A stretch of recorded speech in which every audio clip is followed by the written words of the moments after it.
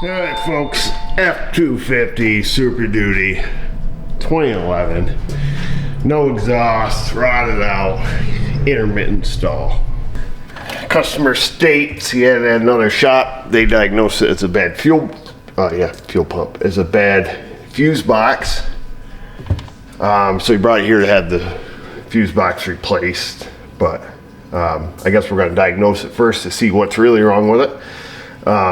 The other shop states that they could not get a new fuse box for it, therefore they couldn't fix it. So I see it got towed in, and it was out there completely dead battery. So I threw a charger on it, put it on nuclear, started it, parked it in front of my bay here, and it ran for about 2 minutes and then quit. And then I started it, stall again, start, stall, runs for a few minutes and quits. And I don't know why yet. So I just plugged into it, wanted to see what if any codes it has in it. We got some communication codes in the instrument cluster for losing communication with airbag, trailer brake, and ABS. Got some low voltage battery codes, loss of comm with ECM in the body module. Yeah, a bunch of communication codes, battery codes, all kinds of stuff. I tell you what we're gonna do. There's no codes in the engine computer, however. I'm gonna clear the codes out of it because I have no idea who's been fiddling with what. The other sucky part is the truck has no exhaust on it. The other sucky part is I'm sick of the dog. So I've got my exhaust hose rigged up underneath it as best I can so we keep from killing ourselves. There's no codes in it. Let's get it started. Let's let it stall. See if we obtain any codes that are of any useful information and then come up with a plan. Oh, he's getting sick.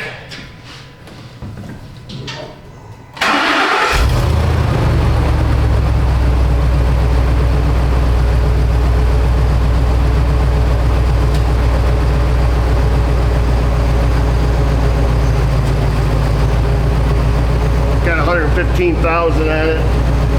Look, everything looks normal when it's running, you know, so nothing weird. But it just does that, it just quits.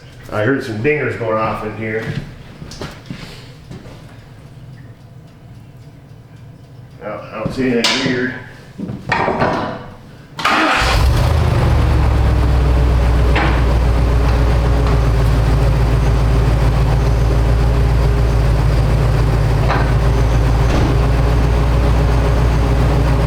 Let's see if it threw any codes.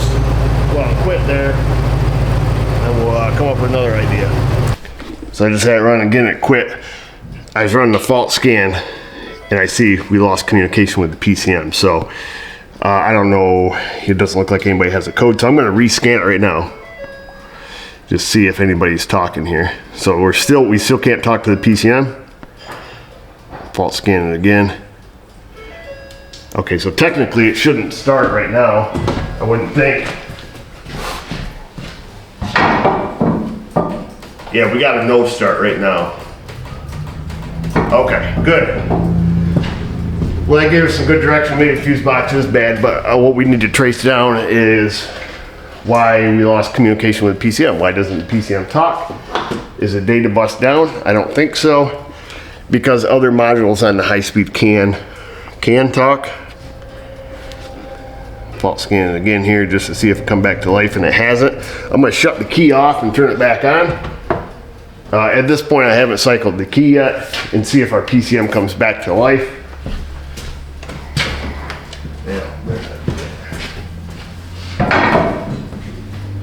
So that's the key off. Go back on. All right, she's still dead. We do have a check engine light, so that's good. And currently we can speak to the PCM now. And we've got codes in other modules. Let's just see if it starts.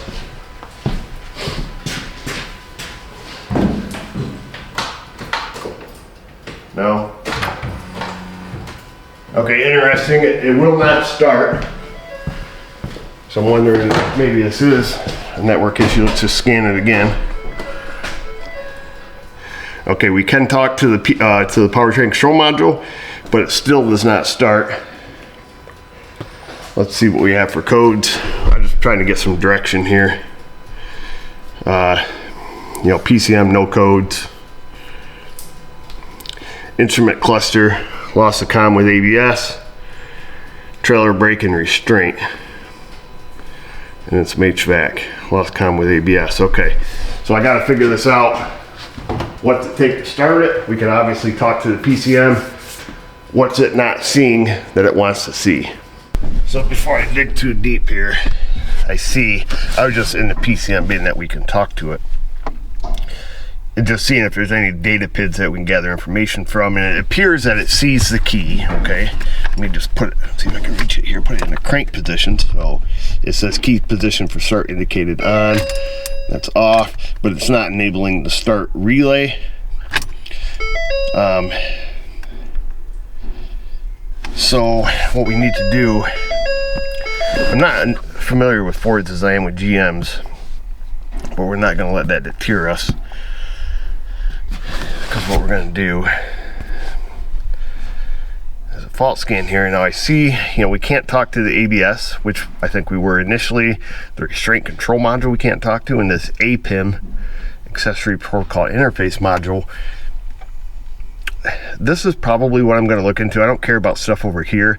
This APIM, we got to see what that's all about. I can't imagine. Okay, just did a bunch of beeping. Let me just fault scan it here. I can't imagine. Okay, see, we lost the PCM now. So it keeps beeping up here on the dash and doing different things. And then we lose different modules. I can't imagine that ABS is keeping us from starting, or the restraint control module, but I don't know what this APIM thing is. So we're going to check into that to see what that controls. Maybe I'll leave the key off for a little while and see if things come back to see, you know, something getting hot. Oops, sorry. Is something getting hot and shutting down, or what's the case? We've got to come up with a plan. Alright folks, so here's my plan.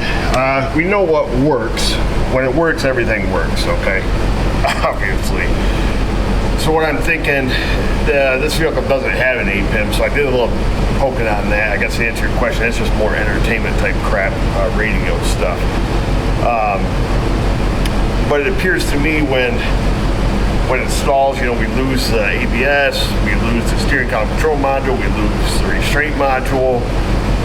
So I'm thinking once it dies, let's come up with a plan. I'm going to do some looking, you know, while I'm waiting for it to die, to see, do any of these share a common power? You know, what's the common denominator here? And the other bit of information I want to get is, you know, what's the data network look like while it's working? That's CAN high and that's CAN low, and it looks pretty normal to me. Let's see, we'll grab a trigger here and then we can change our time a little bit. So right here it's acting up. I mean, it looks like normal data packet. It doesn't look like when it's acting up, it doesn't look like something's, you know, taken out the network. And that's why I wanted to see, does the whole thing go corrupt, which I didn't think it did. But, you know, you could hear it back there. Something was screwing up just a minute ago. It doesn't take it long, it stalls, but I'm just trying to gather a little bit of data and then come up with a test plan and just execute this thing. Alright, well, she just shut off on her own. Haven't touched the key yet. And it looks like we can still talk to everything. Awesome. That typically means that we'll restart. I know it seems like a big fat waste of time to a lot of you guys, but I need to get some correct. I need to get direction, which I think I've got a little right now. I'm just trying to reconfirm. So let's do a little poking here. And I was looking at, these are just my hieroglyphics, but the ABS, airbag, steering column control module, these are the three modules that lose, you know, fall off the network. So I figure you fix either one of those, you fix the whole car. Because when it works, you know, everything works clearly. So I did some poking. I'm assuming we're losing a common power source. And I found the common denominator, I guess, if you will, between the ABS and the airbag. This runs off fuse number 33 to 10 amp down in the body module, and this runs off fuse 54 a 10 amp fuse in the underhood fuse box. Now, so fuse 54, I'll show you how these link together. Fuse 54 here comes down and feeds ABS, okay? And that fuse gets its power from this run start relay, which actually powers up this whole leg of fuses, 53, 56, 52, 50, 55, 49. So that powers up a bunch of stuff, including the powertrain control module, the training module if it was a 6.7, you know, transfer case module. So it powers up a bunch of stuff. But if you remember, we don't lose comm with the PCM, but that may not be the only power source going to the PCM. So that doesn't concern me too much. And then I'll show you how I made the connection here. We'll find fuse number 33. Fuse 33, which is the 10 amp. Let's find it here. It's at 15. Let me just bear with me here, folks. I'll find it again for you. Here we go. Fuse 33.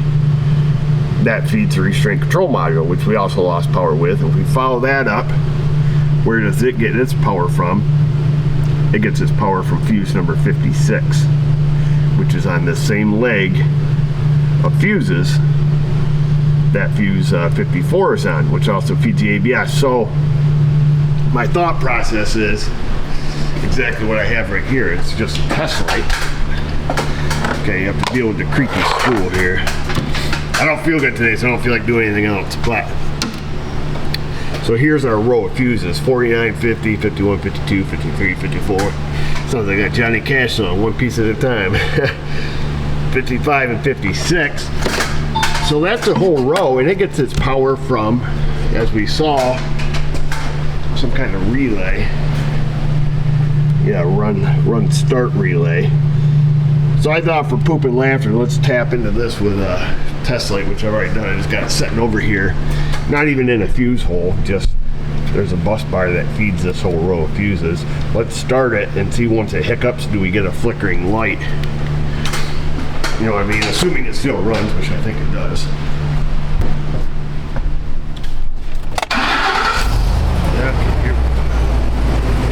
And we wait. It would probably be smarter to put a meter on this instead of a light, which I guess we can do. But it seems to pick up quite a bit. At least it was. Oh, you see it? That flicker?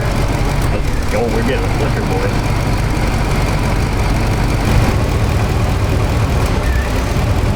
Alright, I think that's enough for me, fellas.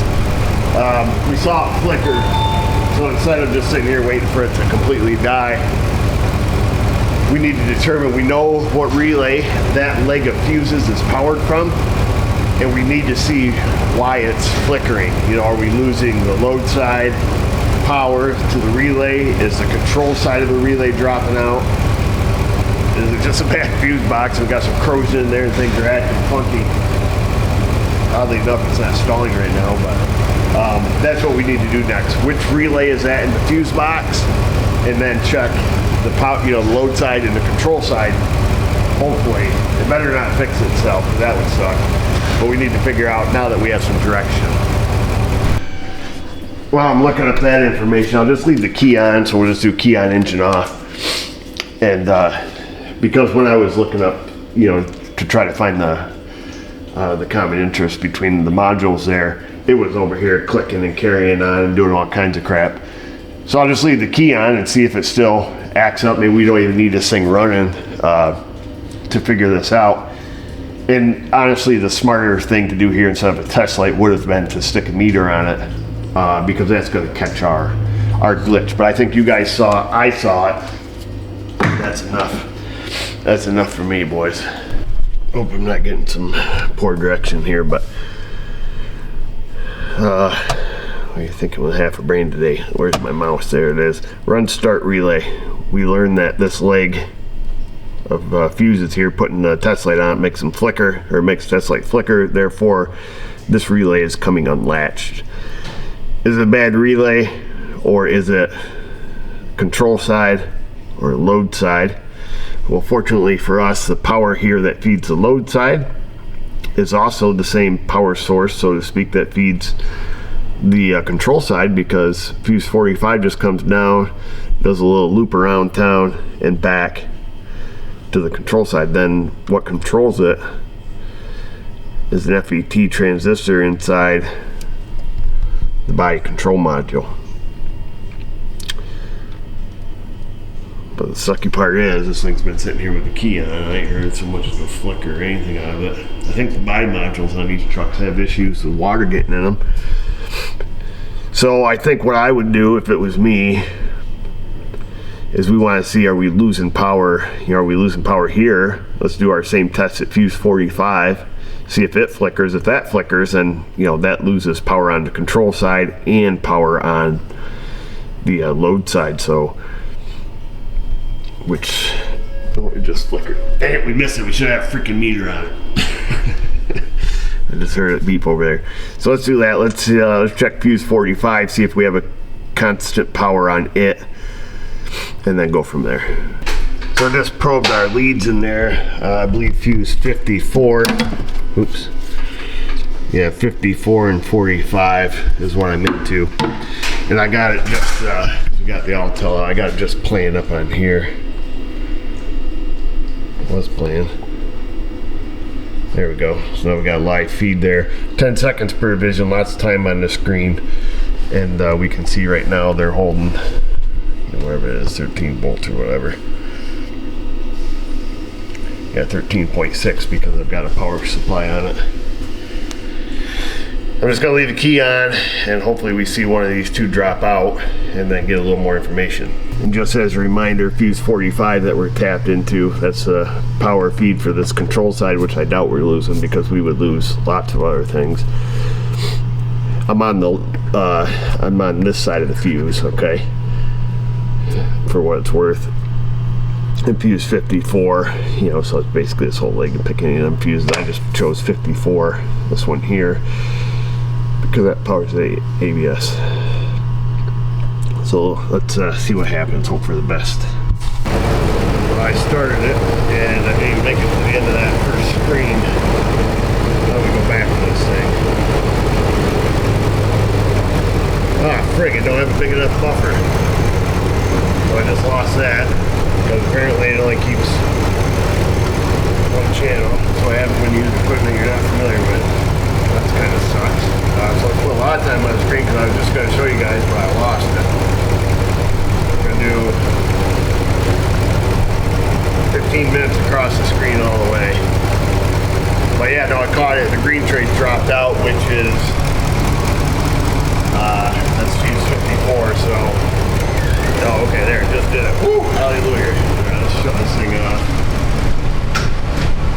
Yeah, it kind of sucks. I should have used the Pico. That's because I'm a little more familiar with it. I thought I'd use this just because we had it out. But, let's stop this. Enhance.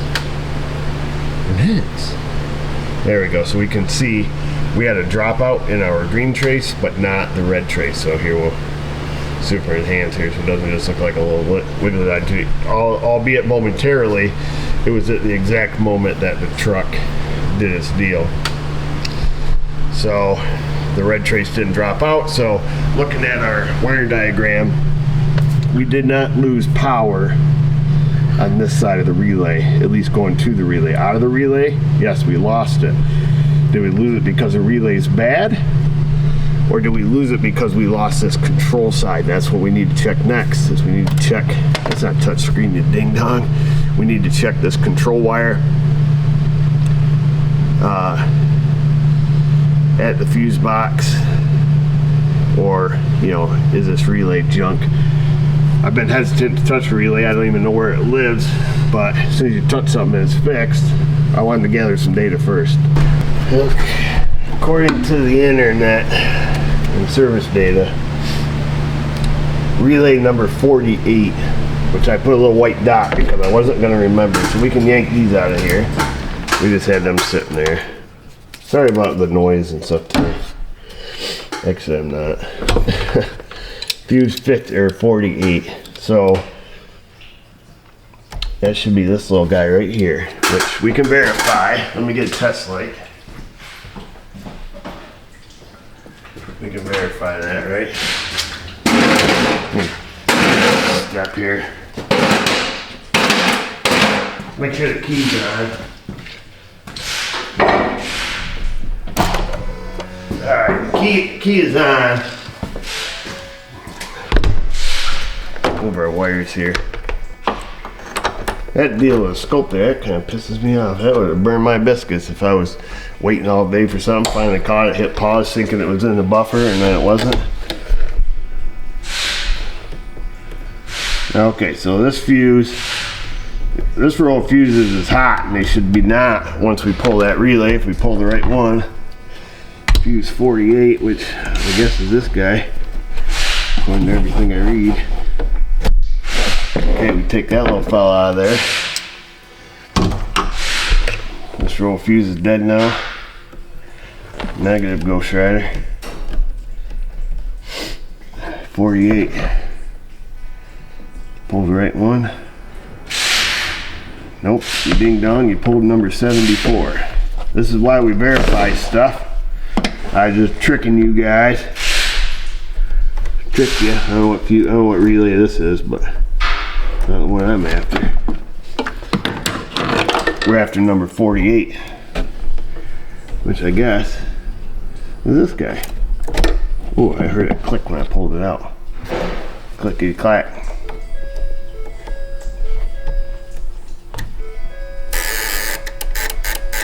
We can make it make some buzzy noises, that's fun.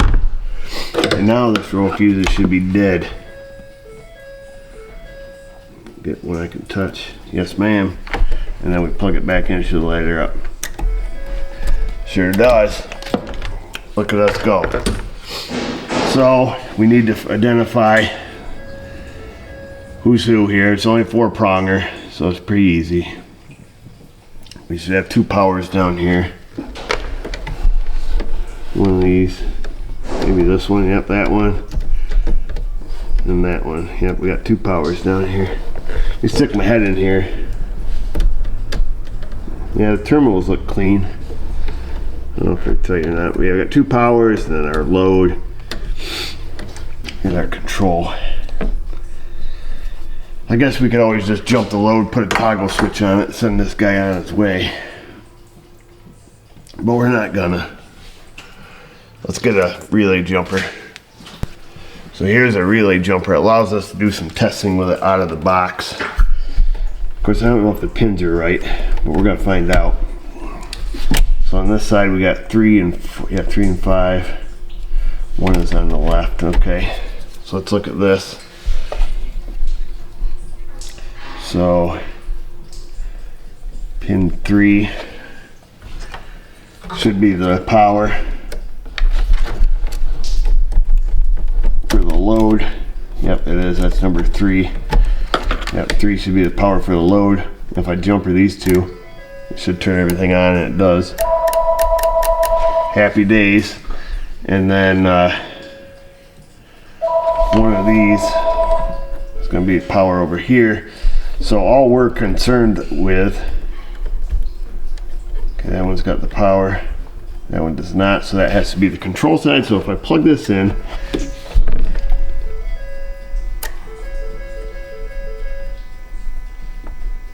power, both these should have power, power, power, power, and then that wire is our control, which it must have ground. I'm just thinking out loud here, folks. Let me go shut this off. No, let's not. Don't screw around. Let's do this. Let's take our scope here, wallow it in the water. We're gonna hook it to the control side of that relay. Let me get a little banana clip thing here. We're gonna hook that to that relay, and we're gonna check the control side of the relay. Is the body module knocking out the control side? In which case we should see a power spike. We should see the power be reapplied. I'll draw you a little diagram because I'm sure everybody's sleeping at this point. Let me show you what's up. Try to explain this for you the best I can. the testing we've done already, we know that this row of fuses is losing power. We know the power going into the relay is not being lost, at least at the fuse it's not, because this fuse feeds both sides. That fuse doesn't flicker, while these fuses do. So that narrows it down, either a bad relay or the control side. We're tapped into the control side right now. And key off, engine off, we got 12 volts coming in, should be 12 volts coming out. When the body module turns this wire on, it should pull it to ground. If we're losing intermittent control from the body module, we should go from ground, we should see a high spike. When that high spike comes along, that would disable the relay and then make these flicker. So that's what we need to know, is, are we losing control? And so I'm hooked up, our red lead is on that control, and you can see it's at 12 volts, okay? And then our green trace I've got hooked back to the fuse. This is gonna tell us if all of a sudden our green trace, if that one flickers, but the red trace doesn't, bad relay. If they both flicker at the same time, bad control side. So let's turn the key on. We should see our red trace go to 0, and our green trace should go high. Right? At least that's what I just told you.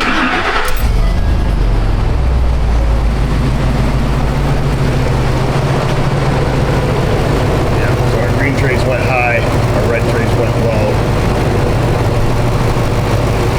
I have to see how big a buffer we have. I don't want to freaking lose this. I'll just wait till it backs up. Well, this is how life works, folks. Been sitting here running forever. Collected 6 screens of data. It's only 6 minutes. I guess if we're being honest, 60 seconds, but it was acting up a lot more power. Prior to us touching the relay, is it a bad relay?